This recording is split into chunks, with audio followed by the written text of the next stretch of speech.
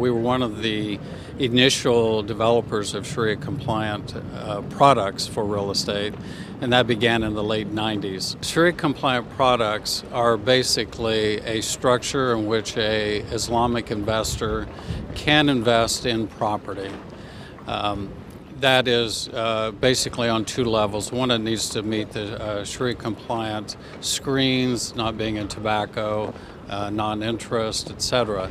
Then secondly is the actual structure of how that investment can be made, which can be fairly complicated, but it is then the marriage of that law then with the common law of the country that you're making the investment in. We've seen growth in excess of 100%, 200% and 300% on some years, and we anticipate this probably will continue over the next few years, especially as we watch the price of oil, which is very much tied to. Without a doubt, the sovereign funds are providing capital to allow business to continue and grow. So no one wants to necessarily shut off that source of capital.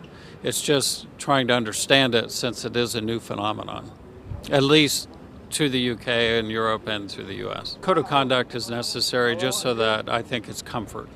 And I don't hear or see anything at this point in time that the sovereign funds are really saying that they don't want to provide a bit of transparency for people to understand. I haven't heard that from anyone. Well, I think that Europe is, like the US, is going to be impacted a little bit over the 2008 with the current credit crunch. And that's not the property so much as just the banks are going to be restricted. And until we get through this, I think it's going to tighten things down a little bit over the next 12 to 18 months. The credit crunch, I think, was going to continue to have an effect throughout 2008 and possibly 2009. So I don't think that we've seen the low point yet. I can't tell you which markets will be affected more today, because unfortunately it isn't the real estate that's having the trouble. It's the banking and the financial institutions, and those are cross-bordered.